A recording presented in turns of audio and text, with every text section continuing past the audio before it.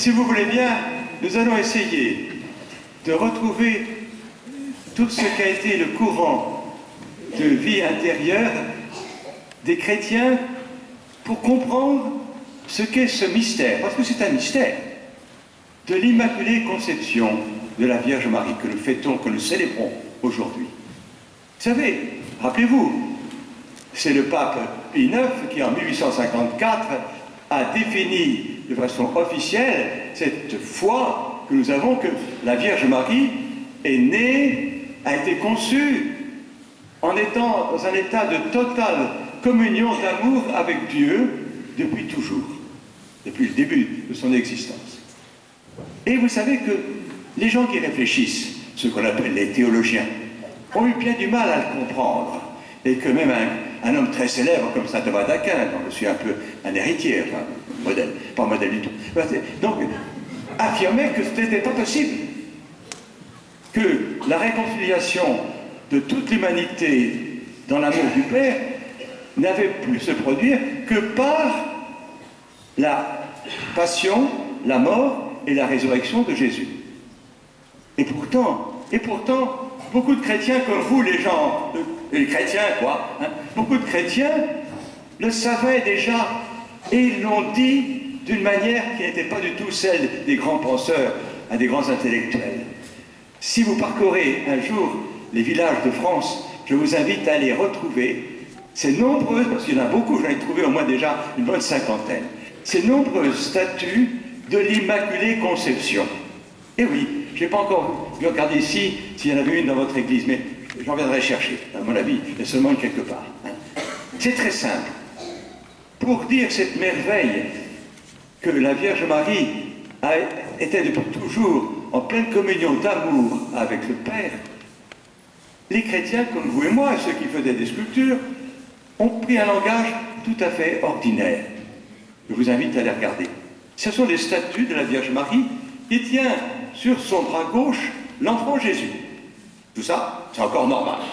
Mais, si vous regardez bien, dans sa main gauche, l'enfant Jésus a une pomme. Ben, la pomme d'Ève, tout simplement. Et de la main droite, l'enfant Jésus, il y a différents mouvements là de la statue. Soit montre la gorge, soit montre la bouche, soit montre la poitrine. Mais toujours, la main droite de l'enfant Jésus est là, ou à la bouche, ou la gorge, ou la poitrine. Avec la pomme dans la main gauche. Et l'enseignement est tout simple. La pomme d'Ève n'est pas passée par ce gosier. C'est pas plus difficile que ça. Ben oui, mais messieurs les intellectuels se posent des tas de questions, mais les braves chrétiens, depuis toujours, j'ai trouvé des statues là, dans le centre de la France, à peu près du XIe siècle, vous voyez, à l'époque de Saint-Bernard, on nous parlait ce matin notre père évêque. Mais oui, il n'est pas besoin d'avoir fait des grandes études théologiques pour prendre conscience de cet acte tout simple de Dieu. Certes, nous savons que l'humanité se trouve séparée de Dieu par toute une réalité qui nous tient à la peau, pour parler français. C'est comme ça la manière que j'ai de parler du péché, qu'on appelle le péché originel. Une réalité qui nous tient à la peau, que nous ne sommes pas vraiment en pleine communion d'amour avec Dieu. Oui, mais justement, le génie de Dieu, c'est d'avoir agi en allant au-delà de ce que les hommes ont fait. Et c'est cela que nous oublions quelquefois. L'activité de Dieu n'est pas dépendante de ce que les hommes font. Dieu est au-dessus, bien au-dessus, heureusement d'ailleurs, parce que sinon il y aurait quelquefois... Hein? Mais oui, laissons Dieu quand même avoir conscience des réalités que nous sommes en train de vivre. Et c'est ça qui est merveilleux, que je voudrais que vous emportiez dans votre cœur tous ici, et que la Vierge Marie peut vous transmettre. Hein? Savoir que depuis toujours, chacun de nous est aimé de Dieu. Que avant même que nous ayons pris conscience de l'amour que Dieu a pour nous, avant même que nous naissions, nous étions présents dans le cœur de Dieu. C'est ça qui me paraît, oui, important que nous comprenions. Que chacun de nous est unique aux yeux de Dieu. Que certes, pour la Vierge Marie, cette pensée de Dieu aboutit à la fait être au-dessus, pleine de grâce. Ah oui, ça. Toute la richesse de vie que nous recevons est aussi en elle. Alors nous pouvons l'admirer. Mais en même temps, en découvrant ce que Dieu a fait pour elle, voyez, en la rendant pure, totalement pure, hein, au-delà de tout ce que nous sommes nous. Jésus nous engage, et Dieu, son Père, nous engage à découvrir que pour chacun de nous, il y a aussi, différent, mais réel, un acte d'amour de Dieu. Dieu nous aime particulièrement chacun. Et vous serez peut-être étonné, lorsque vous arriverez dans la lumière de l'amour, d'entendre la Vierge Marie qui vous accompagnera, hein, avec Jésus, vous dire, rappelle-toi, t'étais le 8 décembre de l'année 2015 là-bas à l'île Bouchard. Hein. Eh bien oui, et il y a un père qui t'a dit que je pensais à toi. Mais oui, c'est vrai, je pensais à toi. Mais essayons nous aussi de répondre à cette attente que Dieu a mise en nous. Dieu nous attend. Oui, Dieu nous attend. Dieu, depuis le début de notre existence, Dieu a envie que nous entrions en communion d'amour avec lui. Donc, s'il vous plaît, hein, faites plaisir à Dieu. Donnez au moins cette joie à Dieu de lui dire, ah Seigneur, je suis heureux de savoir que tu penses à moi. C'est vrai que j'en vaut pas la peine. Ça, d'accord. Hein. C'est pas la peine.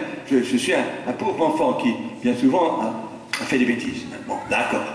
Mais en même temps, de savoir que Dieu nous aime et que savoir que Dieu a un projet infini, aussi beau que celui qu'il a eu pour la Vierge Marie, d'avoir un projet infini pour chacun de nous, ça vaut la peine, nom d'un chien. Hein.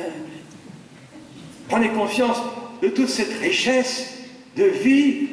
Regardez ce que Jésus a fait dans la Vierge Marie, mais en regardant ce que Jésus a fait dans cette Immaculée Conception, dans cette pureté totale qu'il a donnée à cette petite fille de Nazareth, regardez aussi ces merveilles qu'il accomplit en chacun de nous. Et là, je voudrais que dans les jours qui viennent, parce que ça dure quelques 8-10 jours, c'est pas grave, bon, mais au moins essayez, en vous rencontrant, de vous poser intérieurement la question, Seigneur, fais-moi voir la merveille d'amour que tu as mise dans le cœur, là.